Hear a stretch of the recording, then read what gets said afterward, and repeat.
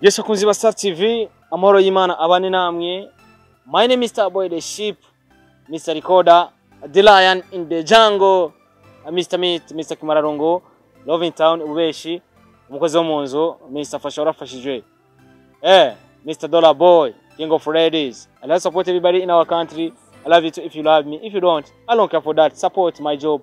Only my job. So, igitumye nza mugabwa Star TV, murabizi ko tubaduhare tuko turakora byinshi bitandukanye. Ni indirimbo novuga yuko ntaso, ni indirimbo Billman Boy iri kumwe na B-Face on the floor yamaze kuja ahagaragara. Ni indirimbo iri kwirarabwa cyane. Ni indirimbo novuga yuko mu gihugu cy'u Burundi kwirabwa n'abantu benshi batandukanye. Ni indirimbo iriko iraronka visibility idasanzwe. Ni indirimbo nkuko nabivuze muri video nacize hanze ejo cyane nacize ahagaragara ejo, nagenda avuga ati uburyo indirimbo yasohotsemwo, uburyo indirimbo yasohotse havuzwe amajambo aya nariya. Hari benshi bariko barambaza ati none ko mu bantu basangwe barongoye Crystal Event cyane asangwa ategura ibiteramwo bitandukanye ndetse byiza binasa neza binasukuye, yari yavuze ati umuavoka wiwe arasanye nka Crocodile. Hari benshi bariko baribaza ati mbega yo Crocodile yaronse ivy'isamura, yaronse ivy'ifungura. Ariko kandi ugaragaje kuraba mu ndirimbo, ni indirimbo novuga yuko biboneka ko hari umuntu bariko baraha message, ariko kandi umuntu mu gihe utamuvuza uvuga izina biragoye kuja kuvuga umuntu ngo yahaye message wewe, kubera ko umuntu ashobora gutanga message si ngombwa yihe wewe ugasanga yanehaye n'uwundi atari wewe. No muri video garagaje kuraba mu masanamu yageragaragara muri video, hariho isanamu hagaragaye umuntu yambaye ipataro iriko amafuta abiri. Ayo mafuta abiri mbega ni yande? Uko biri kose nibaza ko mwagerageje kuraba video. Ico no basaba ni kuja kuraba video kugira nkore ino video hano, ni guhamagara abakunzi ba Star TV twese tuje kuraba video iri ku rubuga rwa Double J. Ni indirimbo bise ntaso, indirimbo Billman Boy ndavuga Double J na Kiriku bari kumwe na B-Face on the floor. Ni indirimbo imeze neza cyane abakunzi ba Star TV, kumva ni twaja kuyiraba tukayigeza aho bifuza kwigera biraza gufasha. Ni indirimbo byagaragaye ko habonetse amasanamu menshi kandi amasanamu bigaragara ko yatwaye amafaranga menshi, namasanamu bigaragara ko n'amafaranga yakoreshejwe kumbure isanamu nziza zishore kugaragara, zishore kuja ahagaragara. Tutibagiye ko n'indirimbo novuga yuko Double J yapfuye na DJ Pole kuri uno mwanya yamaze kuja ku rubuga rwa Double J, yayikuye muri privé, ariko nkuko byari byavuzwe yuko bayihanaguye iva ku rubuga rwa Double J. Kuri mwanya tuko turavugana n'indirimbo bakoranye na Chameleone, Ojombora to Uganda na n'indirimbo yamaze gusubira ku rubuga rwa Double J. Indirimbo novuga yuko yazanye amahane hagati ya DJ Pole ndetse na Double J.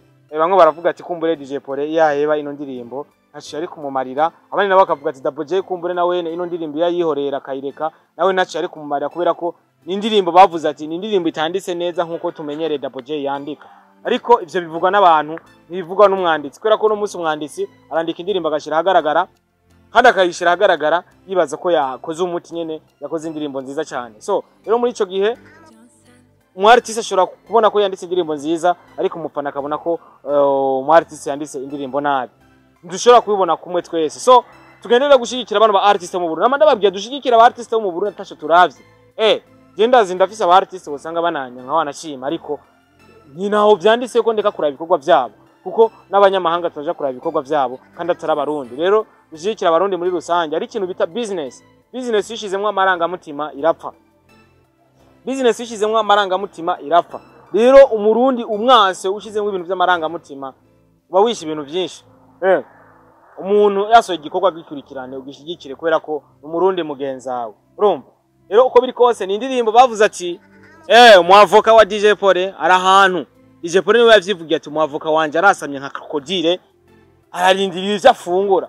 Ivyo afungura rero nibiki? Ni byari kuvugwa muri iyo ndirimbo bicyafuza umusaza, umuntu twubaha nka DJ Pole, ariko nta muntu twubaha kuri inosi, kubera ko n'umwana ukwiye kumwubaha, kubera ko umwana utamwubashe nawe ntakubaha. Twese turabubahwa. Igihugu cyacu cy'u Burundi twese abarundi twese turabubahwa, kubera ko unyubashe nanje ndakubaha. Rero byari byavuze yuko umuavoka wa DJ Pole ari maso, arindiriye ibiza kuvugwa mu ndirimbo, kubera ko nibaza ko ari message bari bamuhaye cyangwa asanga bamuhaye message zitarizo, bamubwira ko babahungerega bagira basora umuziki wo kugutuka wo kukubwira nabi.